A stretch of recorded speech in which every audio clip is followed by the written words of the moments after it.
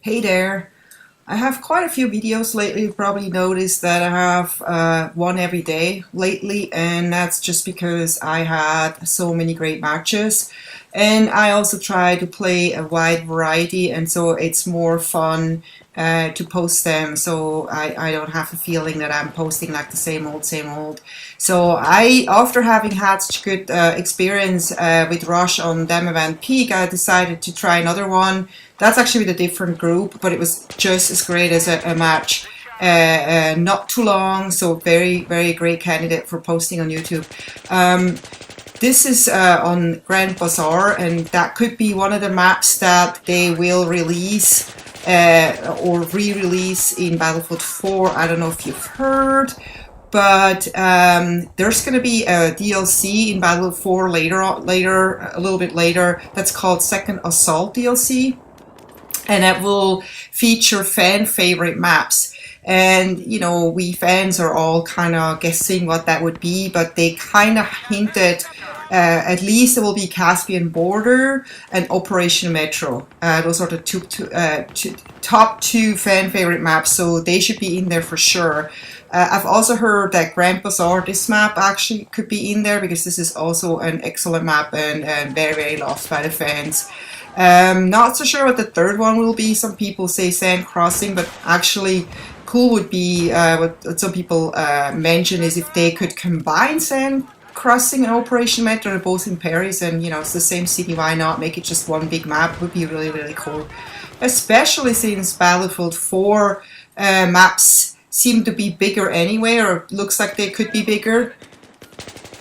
Downfall is that this DLC will be released on Xbox One first, so not sure how long it will take for us Xbox 360 users to use it, or I don't know about you guys, but I have no intention to buy Xbox One until I actually have to, until my Xbox dies and there's no more Xbox 360s in this, to get in the store. But they said they're going to be Xbox 360s for another 5 years, and unless I get to maybe try an Xbox One and I fall in love with it, I don't see myself getting one. Especially not for $500 if it doesn't give me any more than I have right now, which I'm very happy with my 360. And then we just had an announcement today about the Battlefield 4 campaign details. They have actually finally revealed some details, and we know now that the missions in Battlefield 4 will take place across the world in destinations like Azerbaijan, Shanghai, and Singapore. And I'm actually kind of glad that we're kind of done with just playing Middle Eastern maps. I mean, that's very actual, but now that we're kind of pulled out our soldiers, we can kind of like stop constantly thinking about the Middle Eastern and maybe think about something else. Not that we should have any more wars, I hope not, but that's probably not possible that we can avoid wars. That's just how we humans are. We always have to fight, and we can't get along with each other. We just have to dislike each other, and that's how this happens. But it's going to be really exciting to see cities like Shanghai and Singapore, especially Singapore. I'm very excited about. I always thought about maybe going to Singapore one day. I was in Japan, loved it. Tokyo is amazing, Kyoto is amazing, and Singapore is another city that doesn't have a lot of history, but it's definitely something unique. It's crazy, it's modern. I can't wait to see what Battlefield 4 looks, how DICE did that, how accurate the city is. That's going to be very interesting. I know somebody who's been to Shanghai and Singapore, and this person can confirm to me how accurate those cities actually are. So in the single player, they said that in one chapter, players will rescue VIPs, among them a CIA field operative known as Laszlo W. Kovic. Kovic is the focus of an upcoming Battlefield novel that provides the backstory for the CIA operative and the larger Battlefield 4 fiction. So that's going to be very interesting. As you reach Singapore, you are shocked to find a horrific scene of fire and mayhem. The game's description reads, "The flagship is sunk and its fleet is eradicated, and from this point on, nothing is certain." So we can only, wait and get excited. I'm more excited about it. So I'm definitely excited about it because as much as I love Battlefield 3, I'm eager to play some new maps and some new, maybe hopefully game modes. But I'm also very excited that they do bring some fan favorites back, and hopefully they're not going to be exactly the same. I mean, Wake Island wasn't exactly the same, and it was very interesting to just get a different look on those maps. I mean, they definitely will have upgraded graphics and all, but that's not enough to, make it. I mean, if we really just want to play this map again, we could just go play Battlefield 3. The cool is when they actually have new game modes, and you can all of a sudden play different game modes in those maps. Like, some maps, they don't have capture the flag. So I would, for example, love this map with capture the flag, for example. I actually think that capture the flag should be in every map because I just love capture the flag. And it kind of sucks that it's kind of confined to those 4 maps only from that DLC. So maybe we can all of a sudden play capture the flag in this map. That'd be really, really cool.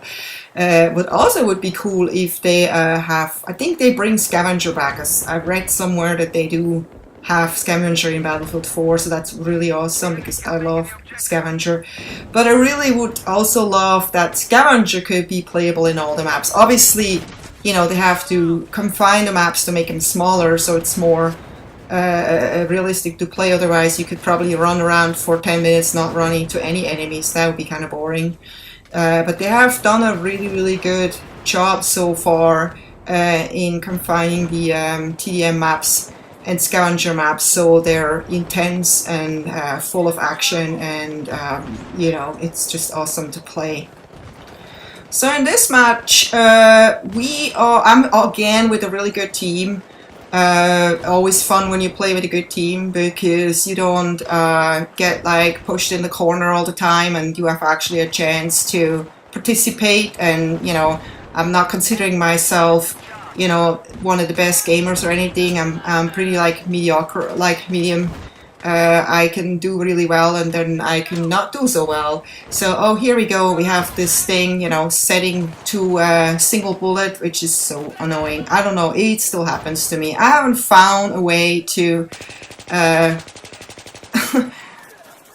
see if there is a way that you can just disable that setting. And I wished I could contact DICE and just ask them and say, is there any way you can make your weapon so that you just say, please do not always default to multi-bullets. Do not ever set my settings to single bullets. I have no interest. But because this is a realistic game, they have that. Or maybe you could just make the setting where it's so complicated that you, like a button that you never hit, something like a button combination you just never hit or something. But then for the ones that use it, it has to be a single, an easy button combination. Because I agree that sometimes when you have like single fire shots, it can be more, the gun is more accurate. But the problem is, if it always happens to me, somebody runs around the corner and almost into me, and the fastest way then is to take somebody out with a quick spray. I mean, unless you or happen to be right in his face with your gun and you get a headshot with one bullet, then yes, you probably have a better chance to take him out than maybe spray. But in most situations, it happens to me. It's definitely on very close combat situation where I do not want to have a sniper rifle situation going on, and a lot of times those weapons, they're not that. I use a lot of weapons that are not necessarily like the strongest weapons. It's just because I love the way they feel and handle. So that means if you have a single bullet come out, it's very weak. It needs, you know, 5-6 bullets to kill a guy. So the single bullet won't do anything, you know, like I said, unless, I guess, you know, if you do get a headshot, obviously, naturally the guy should drop, but I don't even know how this has been programmed. It's probably funny that you probably do have to also put like a couple of bullets into his head to get him fall down. But it's just something, I don't know, it's when I, you know, change between giving out med packs and claymores, my button combination somehow hit that button that it pushes the single shot. I'm so busy focusing what's going on around me, behind me, on the minimap and so on, and then somebody comes running around the corner and I want to, like, you know, shoot, you know, 5-6 bullets, like a bunch of bullets at him, and all it is like it spits this one little tiny bullet out. It's like boom. And it just, you know, that's, you know, killed me so many times, and it's like so annoying as hell. But anyway, yeah. So we have now the lost comm station activated. I'm trying to defuse it right here. I hear shots, and I'm thinking, okay, I'm gonna get shot in the back. I already know it. But fortunately, I have, like, as you can see, like a bunch of guys behind me, and they're totally protecting me. So awesome. So we were able to defuse that comm station. But it's really cool. This is a tight spot. It's a good spot to defend, and we have guys like in all corners. As you can see, it's hard for them to get through, and if they do, then it's hard for them to actually keep the comm station activated. And not have us shoot them all the time. So we have like a bunch of guys there, so I don't feel it necessary to go where they are. I just try to give them all ammo, and that's awesome. It gives me like a ton of points. As you can see, there is a lot of resupplying going on, and then the less we die, the more ammo we need. So we have a humongous wall of defense built here. I'm trying to see if there's some stragglers coming from this side. Always possible. I don't know how far I can go here without running outside the limit. I think it's coming up. No, still. I'm actually kind of surprised how far you can go. That's insane. Here we go. I hit the wall. But I should be able to go around. Nope.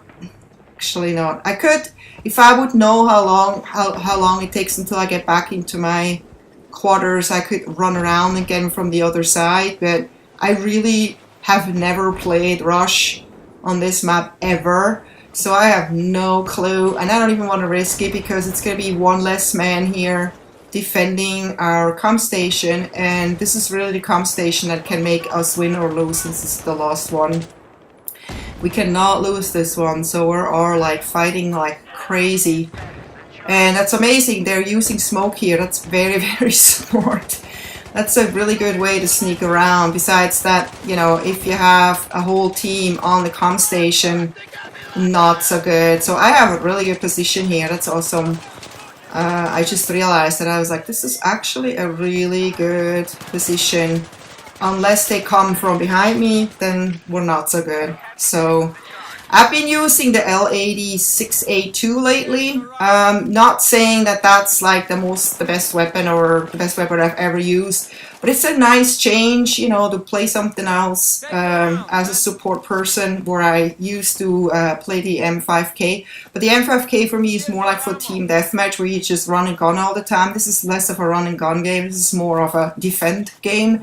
And so I felt like I needed a little bit a weapon that's a little more accurate on long distance, and I'm pretty happy with that gun. Actually, I have to say, it's funny, after, you know, Battlefield 3's been out for over a year, I've maybe tried that gun before, but kind of didn't like it last time for some reason, and now I think I don't know how I kind of got to use that weapon. I think I saw a bunch of guys play it, and I was just tired of playing the same weapon over and over, so I changed my weapon to the L86, and I have to say it's a very nice weapon for something like Rush, because it is pretty accurate. It's not as loud. It doesn't have much recoil. It's not as strong as some other, assault rifles, but I have to say, like in this match, I really enjoyed it, and I did not regret that I picked this weapon. So I don't see the enemy being able to actually activate. I mean, it's really quiet right now. There's nobody. I think they're trying to come here with an LAV or something. And that could be a problem, but I'm hearing the music and this looks like we're almost done. It looks like they're not gonna be able to take this comm station. That's really awesome. So, I mean, they are trying from all angles and there is just absolutely no chance. I'm actually kind of surprised they didn't flank from the other side. From the left where I went down there before. So we won this. That was an easy win. I hope you enjoyed this. Take care until next time. Bye.